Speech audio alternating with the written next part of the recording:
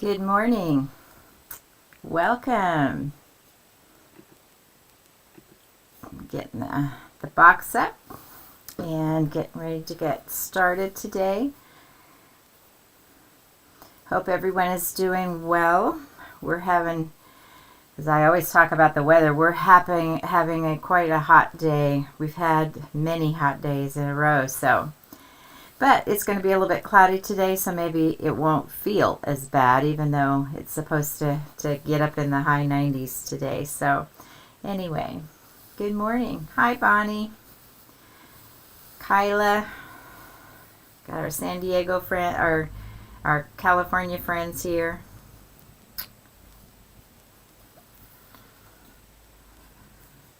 All right. I want to talk first a little bit about the upcoming project that's coming up. Hi, Robin, Denise, and Maria. Good morning. Good morning. Sherry from Ohio. We've got Michigan. All right. We're starting to get people to come on. I want to talk today a little bit about the project that'll be coming up here in a couple of weeks, and some things that will be happening, and I'm kind of excited for it.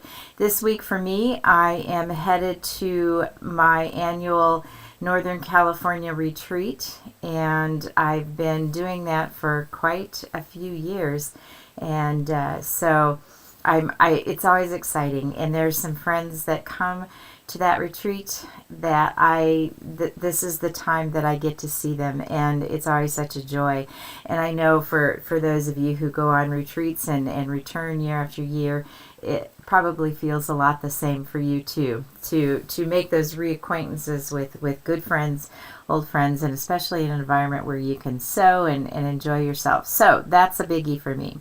The second thing is I know we've talked a little bit about it, but here is the quilt that's coming up. It's called Desert Windmills, and I think that the picture has a lot of the same fabrics that we'll be using or that's in the kit, and they're just stunning. And there's a number of things that want to talk about and learn as we work with this quilt. One of those is value. Understanding where that value comes from, and some easy tools to help you do that with, choosing fabrics and picking out colors. The second thing is what I noticed when I first got this pattern. I really loved it. The one that was made up in the store that I first saw it in is dramatically different than this. But I saw the potential in the pattern. But what I found when I got home and started to make the first block for this was that it was tedious, and I didn't necessarily care for that, but I quickly saw that there was other ways that I could do this pattern, and it certainly made it much easier, much quicker, and it just made more sense to me. And so I want to talk about reading a pattern and making, some of that work for you, and doing the same thing. That, when we buy a kit, we buy a pattern, we don't necessarily always have to, do it exactly the way, and to always read our patterns first and stuff. And so there's some half square triangles, some flying geese, different things that we have in here. But let's take a look at, I know it's still a picture, but some of the things that we have, the fabric that came, because I got my kit this weekend, so that was exciting. So let me drop down to the table. This is going to be binding. This is our background, which is going to be lovely with these fabrics. And then all these fabrics were just, incredibly yummy. And so I already started playing with them a little bit. But just, they're fun. We got, some Tula Pink in here. We got some Cafe, I see. But just fun stuff. And, I can see where the scraps and stuff, where it's just going to be fun to you know, to deal with this fabric. There's another Tula. Here's some more Tula. Just the cutest little raccoons. And so I wanted to share that with you, and that there's a number of things that we'll be going over, and I'll be working with you on that. And so that's coming up the 1st of August. So I'll be working through that with you, and I'm excited for that because I think it's going to be just a fun, lovely quilt in that. So anyway, so that's coming up. But today, when we're working, things happen around us. We've got all of our fabrics, we've got our tools, we've got all the stuff that we're trying to work with and keep handy and all of that. Well, when I do these shows, you can see both sides here, that I've got cameras and I've got this smaller space that I'm working in, and things tend to migrate or get under other things.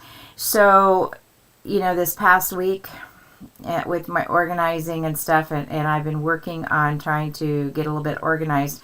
Even went to IKEA and got this, you can only see a little bit of it here, but they have these pegboards with all these different, boxes and shelves and things that go on them. And so for what I'm doing here, it became really kind of wonderful to have something close by where I could just reach it and put it back easily, so it doesn't get lost when I'm working right here. And it keeps my space cleaner when I'm working on my own and not on camera. So anyway, one of those things are those little clips, and they fall, they slide, they're plastic, they go everywhere. So this week I decided to, and I'm sure that I saw it. I'm not that brilliant that I come up with everything. So I must have seen something somewhere, whatever. But I decided that, okay, let me get a handle on this, and my papers would fly every time I would move fabric. And so I decided I was going to make it chunky, and I was going to give it some weight, and here we go. This is a little pincushion, and you can see, it's got some volume to it. So it's a pincushion, but it also has this little flap here that's going to hold your clips and when you're using those, and it keeps them in place, and it's kind of fun. So the clips just pop on there really quite easily, and so that's what we're going to make today. So they pop off, they pop on, and so let's get started. And I'm going to give you the dimensions that I use, but seriously, you can use any size that you want to. Make it longer, make it bigger, make it smaller, less bulky. I wanted a little bit of the bulk, and so it's filled with walnut shells, that ground up walnut shells, because supposedly it sharpens your needles as you put it in. And so if that is true, that's wonderful. So let's drop down, and I will share with you. I did a little bit of the prep work before. So I have a base piece that I cut 5.5 by 3.5, and you may have the dimensions and stuff below. I'm not quite sure, but if not, if you have a pencil and pen, you certainly, yes, I see that Kristen just put up the cutting instructions up there that I used for this. But again, if you don't want yours quite this big, quite this chunky, you can certainly bring it down, or if you even want it longer or bigger, go for it.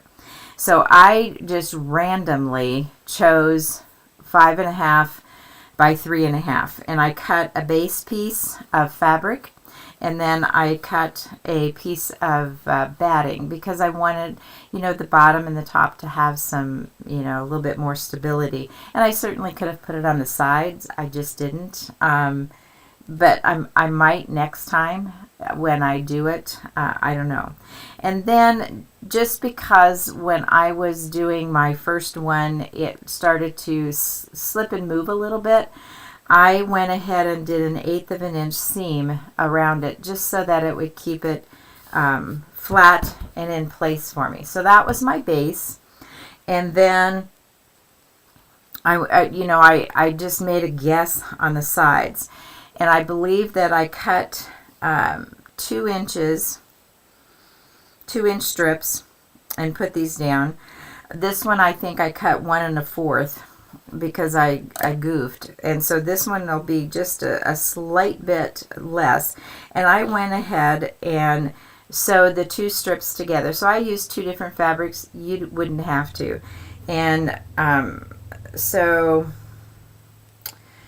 this one is ending up to be 3 inches in width is what I have here. And I think I did cut them 1 3/4, but the instructions probably say 2 inches. So again, the adjustments are nothing. So I sewed one side together and one end piece together. So the sides are 2 inches by 5 1/2, and the ends are 2 inches by 3 1/2.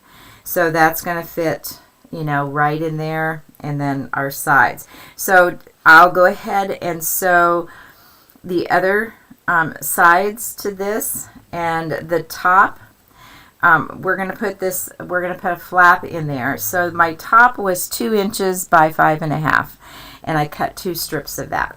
And so those are 2 inches wide, okay? And so 2 inches, and then the flap, I've got it just pinned right now simply to speed this along.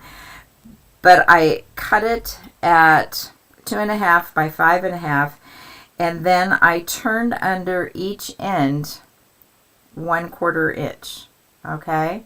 So that, the ends were nice and neat. Then I folded it in half once, and I pressed it, and then I folded it again and pressed it, keeping, those ends as, even and as neat as I could as I was folding and pressing, and kept my, clips right on there so they would stay put, if you will. And what I'm going to do now is I'm going to sew this down in between those 2 flaps, those 2 pieces. So I have those here.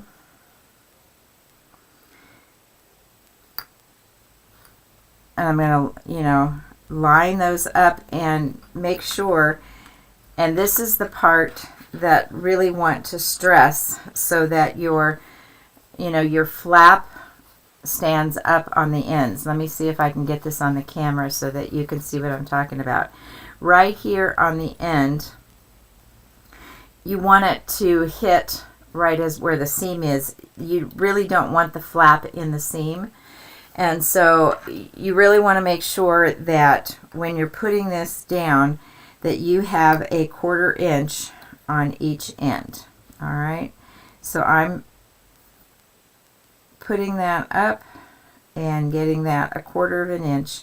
And if you think you're going to miss that 1/4 of an inch, then go ahead and make it a little shorter. I think I would prefer to have it a bit shorter than so I'm just going to get that in there, 1/4 inch on each side, making sure that that's right.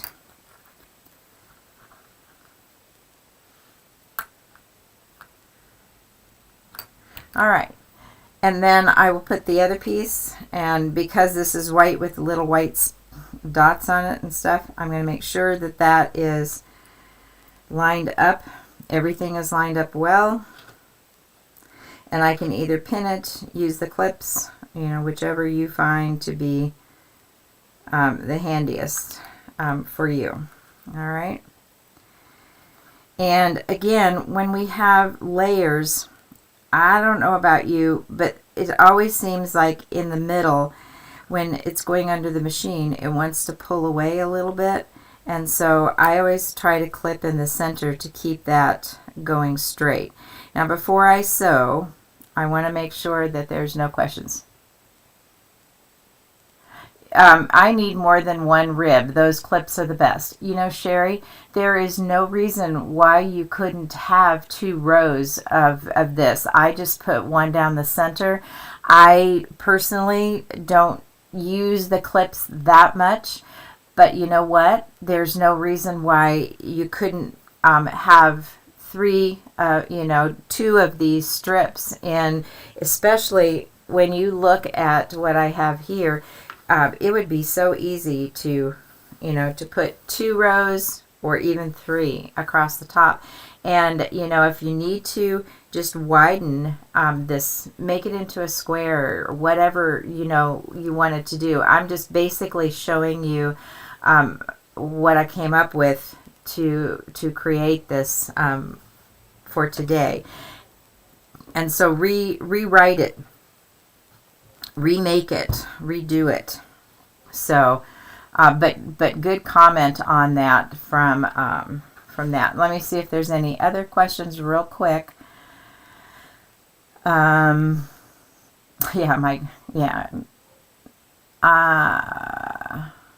all right, I'm not seeing it, at least real quick. So let's go to the sewing machine. And now I'm going to start,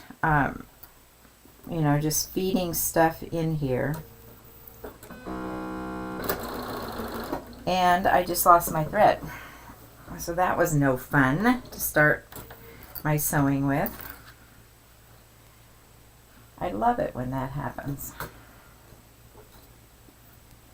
You can plan all kinds of things. I gotta find my thread here. You can plan all kinds of stuff and make sure that you have everything set up, and lo and behold, something is, what do they call that, Murphy's Law? And then because the light isn't on my machine, this is maybe I'll hit that hole, maybe not.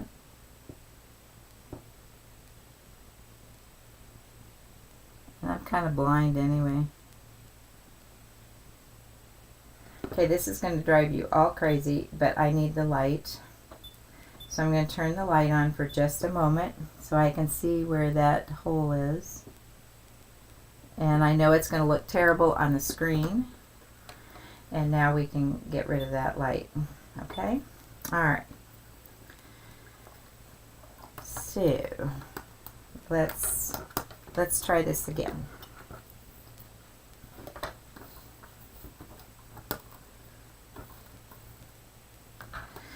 And I do want my leader in there because I really don't want all that extra thread that oftentimes ends up, and this end is not laying as even as I want it to.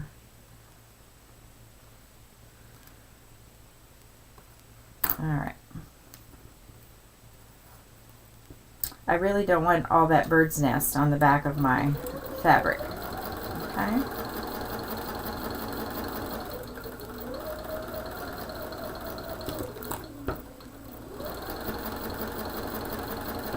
Alright, so a 1/4 inch seam, so that those 2 are there. And then I have my, and again, this fabric is a little tough to see what's the right side and the wrong side because they really look the same, so I'm not going to worry a ton about that. So I'm going to go ahead and just chain stitch and get my strips together for the sides. And again, they're 5.5 inches long, and in the instructions 2 inches wide. But I think I cut them 1/4 inch too short, but I'm not going to worry about it because it doesn't really matter. I don't think.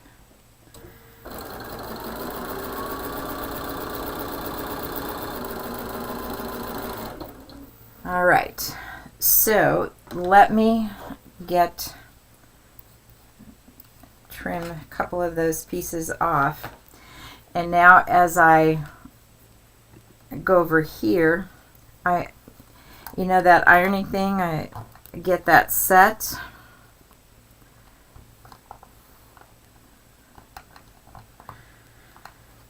Just, these haven't been pressed since I sewn them, so we'll just give everything a good press. All right, the first thing we want to do is make a loop. And so we're going to sew a side and then an end piece. And we want them to, you know, go in the same direction all the way around, or at least I did. You could make it different if you wish. And I'm going to repress this the opposite direction so that my seams butt up against each other.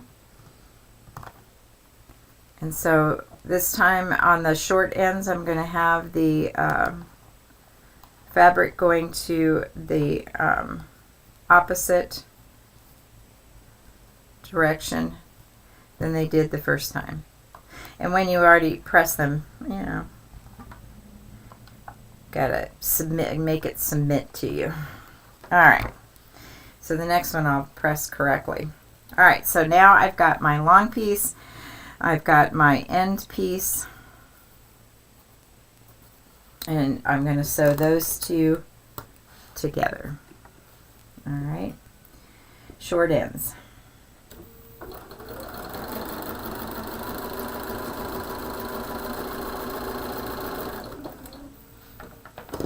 And then I just, you know, to keep everything in order, I just, you know, cut it off the back when I'm ready to do the next piece so that I don't get really too confused, because that happens a lot to me.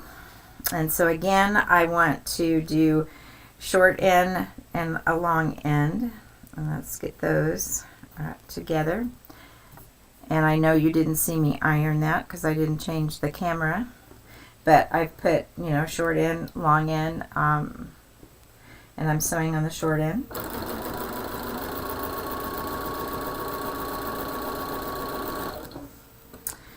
And now let's take a look here. I want to do my bottom piece, and I need to find it, or my top piece, and that's right here in my hand. You know, that's pretty sad. And so I am going to close this, and I'm going to press down on this side and get that going that way. But now I want to do it on the other side because I don't really want it to lay necessarily to one side or the other. So I'm going to press it up against that side so it stands up, and then I am going to press it open, and hopefully that will give it a little bit more stability. At least I'm pretending it does. And maybe some of you on camera have a better thought on that, but that's basically what I'm going to do. And then this will stand up a little bit more. So now I need to put my batting and get that lined up, and I want that to stay in place right, and now I'm going to do that 1/8 of an inch all the way around. All right.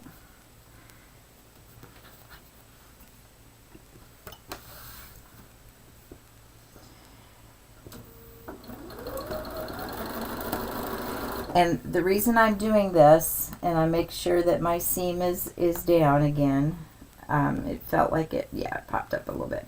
Okay. All right. And the reason I'm doing this is simply to just, I don't know, in my brain, I think it makes it more stable and it doesn't move around on me when I'm sewing the rest of it.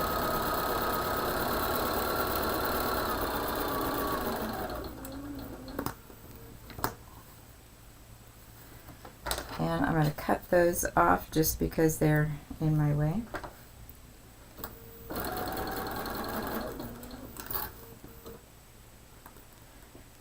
Make sure that's lined up.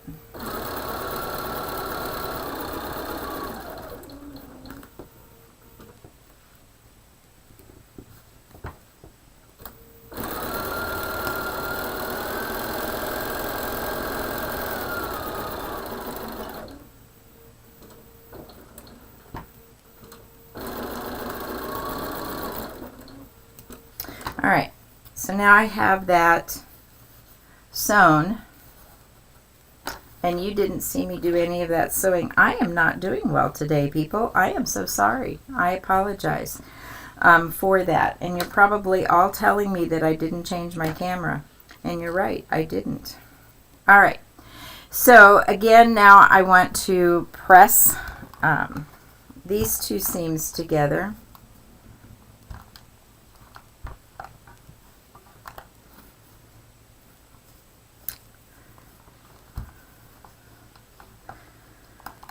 And let's sew this into a circle.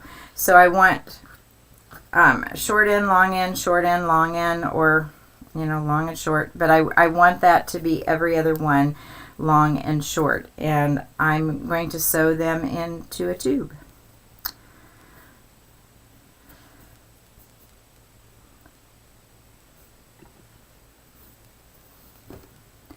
And again, I'm sewing my short end.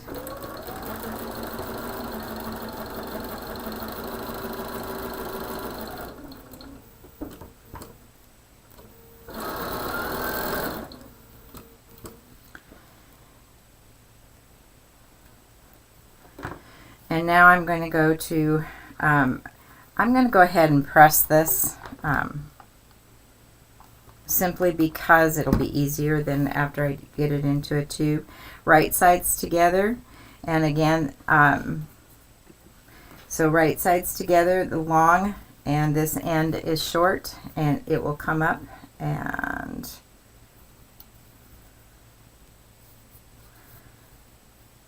I think today I'm getting in the zone of sewing.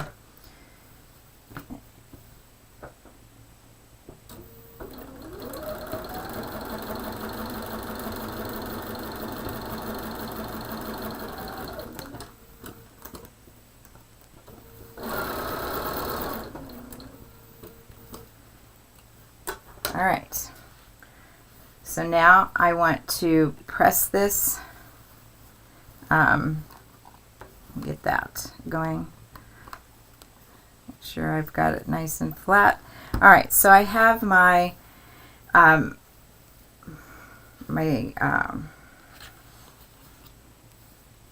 zip around there, and now I want to put right sides together and sew this all the way around. All right, so I have my 1/4 inch, and what I did to make sure that I, you know, had it lined up, I went from my seam line and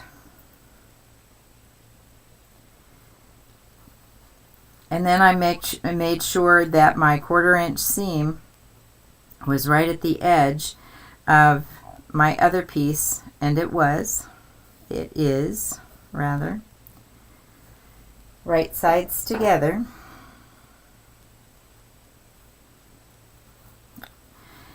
And so I'm going to start and sew in from a 1/4 inch, and I can use my seam line as my guide because I'm going to pivot on each corner and, you know, repin when I get to that point, and, you know, keep working my way around the piece. All right, and you can clip those corners whatever you need to. And on the top part, I'm sewing all the way around completely for that. But before I go to the sewing, I want to check and see if you have any. Couldn't the sides be one piece? Of course it can. But you're still going to have to sew at least one seam in it to get it completely, you know, around. So it will have one seam. All right.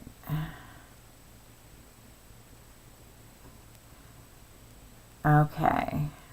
All right, so I think that was it. But yes, it could be one solid piece. It does not have to be separated. I did it because that's the way my brain was working. But you know, brains work differently, and if you prefer one solid piece around the outside edge and not want to, you know, have the you know, the two fabrics, I would say, you know, you go for it. Because this is yours. I mean, make it however you want it to look. And so I'm going to back stitch one just to hold it in place.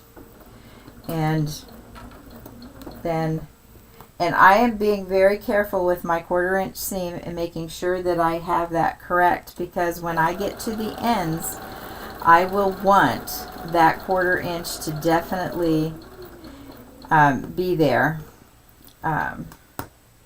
And so now I'm at my end piece, and I'm going to pivot that at 1/4 inch. And I need to take one more stitch, so let me get that back to where it was.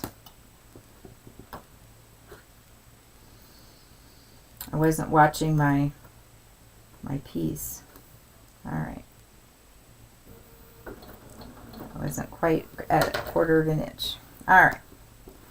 So now I have pivoted, and now I can do my 1/4 inch going this side. All right.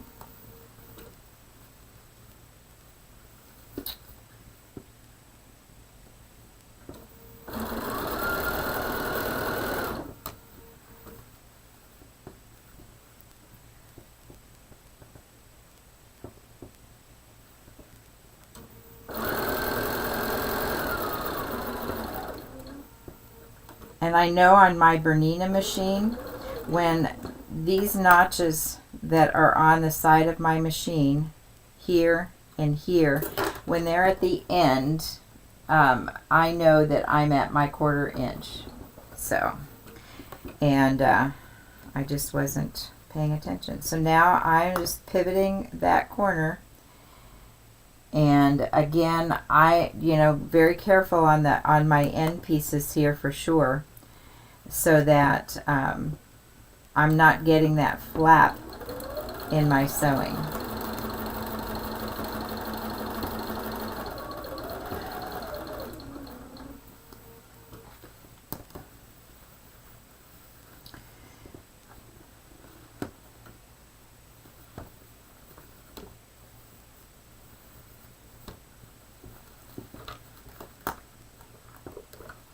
I'm just moving that out of the way, getting that pivot in there. And you guys that are, you know, more adept at sewing, you know, purses and clothing and all that kind of stuff, probably are smiling, laughing at how awkward I make this look. But it really isn't at all. And now I'm going to back stitch again.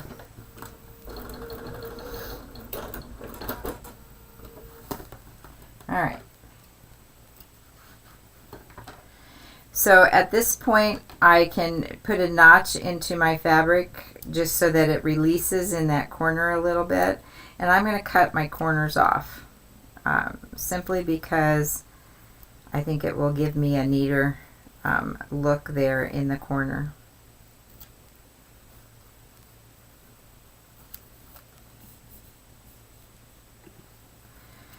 So I, you know, notching into the corner of my fabric to release where I turned it, and then I can, you know, so you can see that now that top is there and it comes in. I didn't hit the seams there. It, you know, the 1/4 inch hit where it was supposed to on that side. Here I got a little bit of extra room, but for me, that's, I don't know. I'm okay with that because it's my pin cushion. And so anyway, so my corners are there. Now I have to do the same for the other side. But on this one, I'm going to leave an opening so that I can turn this when I'm done. Okay? So again, right sides to right sides. Seeing which way this was pressed. And I think I'm going to start on the end again because that seemed to work pretty well for me.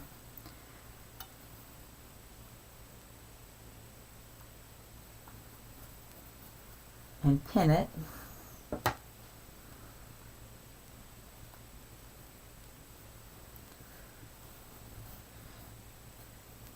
And just so that my corners come out well, I'm being a little bit futzier with the start of this of getting it pinned correctly. Because if I've done 1/4 of an inch all the rest of the way, then I feel as though I, have done my job, if you will.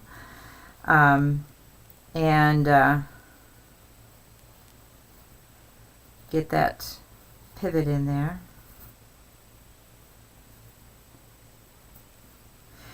And, I don't know which is going to be better. I don't even remember what I did the first time, whether I want my hole here and bring it all through on an end piece, and that's where I'm going to do my handwork, or if I want to, leave it on the side and leave a bigger opening. And I think that's really up to, whatever you want to do on that. So I think I'm going to start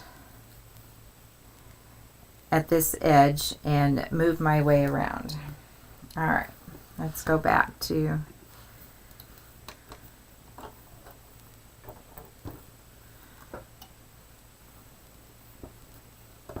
and because this is going under here, I'm not going to put the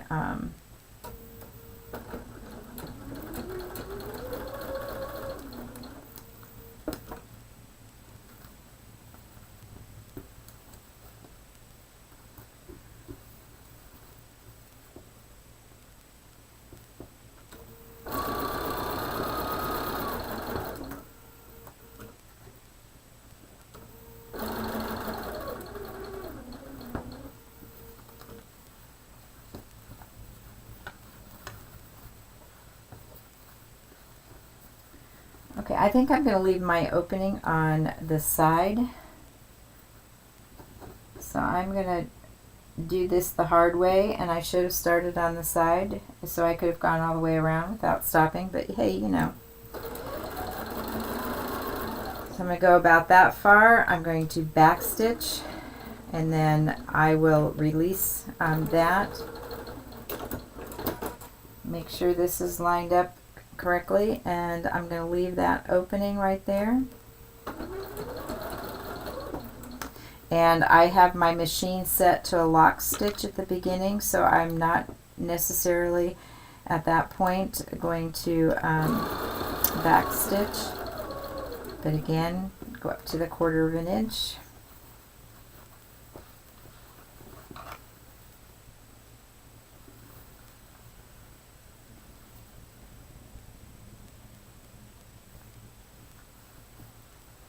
And get that out of the way, because all I need to do is not sew on the,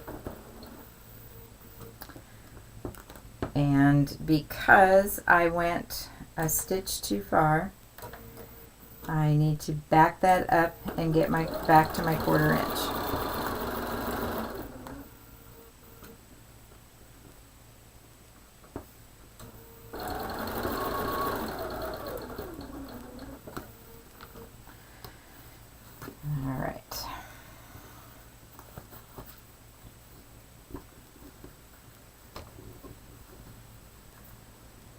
So again, I'm just pivoting at the corner,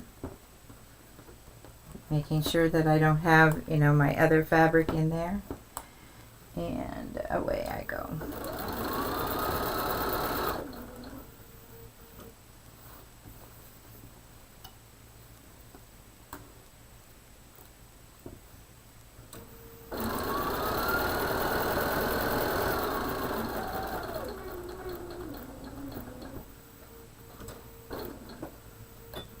And even though I have a lock stitch,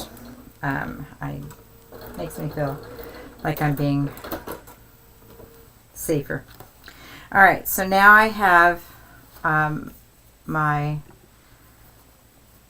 box made and my opening. So I'm gonna, and boy, did I not leave a very big opening there. I may have to make that a little bit bigger. We'll see. This part is always like birthing something. So I turn that inside out.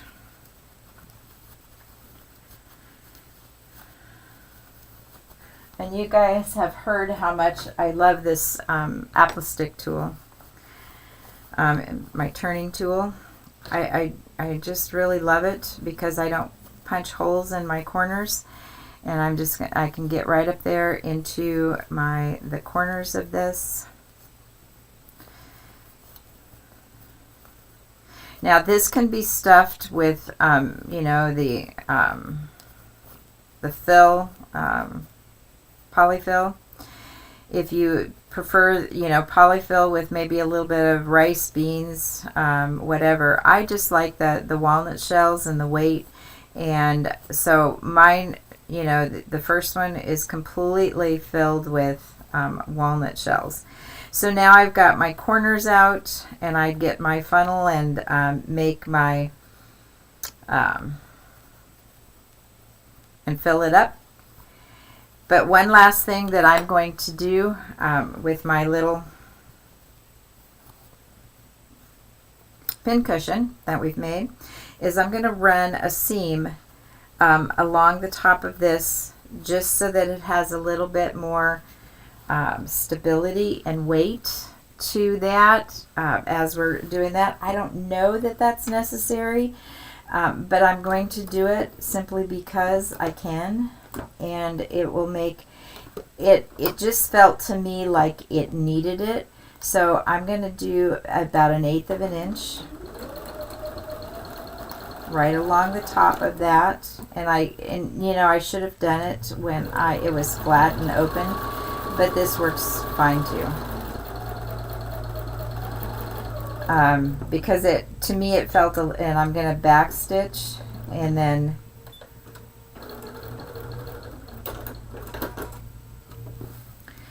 and there, that just, you know, it made me feel like it just gave that a little bit more.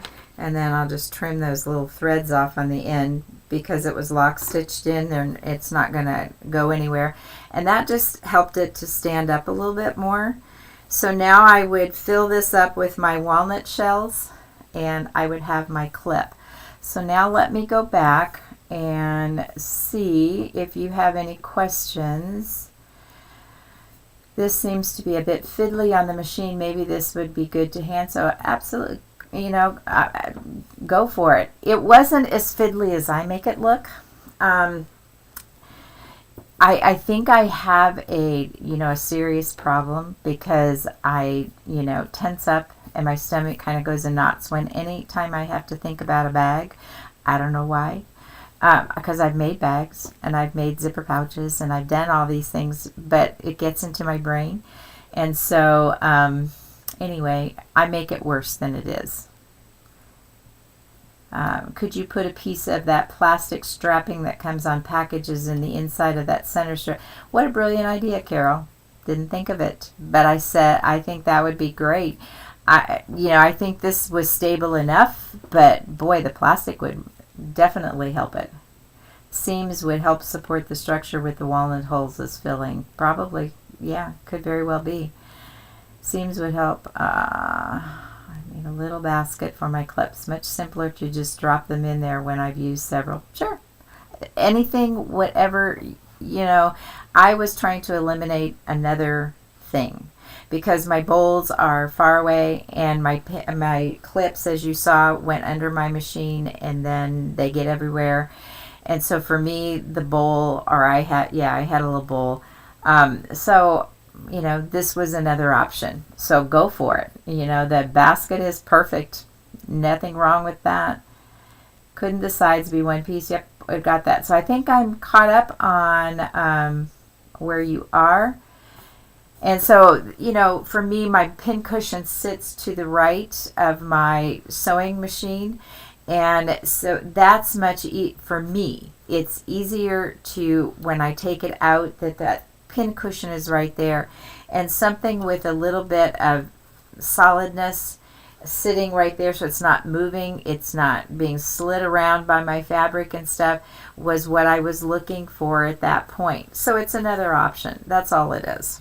And so go for it. So anyway, so that is the pincushion for today. Next week, because I am at my retreat, and I'll be doing some demonstrations and different things, and one of those demonstrations I usually do is that I will show them a block pattern where they can use fabrics or scraps or something that's fun or something that's new and that kind of thing. So I will be doing the live from my retreat, and I will demo for you what I am demoing for them on the retreat. So that will be happening next week, and then the following week we're going to start desert windmills. And again, the fabrics are fabulous. There's some great fabrics in here. I think there's a number of things that we'll get a chance to do with techniques and learning from this. I'm very excited about that. You can purchase the kit or the pattern if you're going to use your own fabrics from the QUILTshow.com, or the link that Kristen has just put up on the screen in the chat box. So anyway, have a great week. Enjoy whatever you're going to do. Today is going to be packing my bags for the retreat and getting ready to go for that. So whatever you're doing, just enjoy it. Have a fun time. Blessings to all of you. We'll see you next week.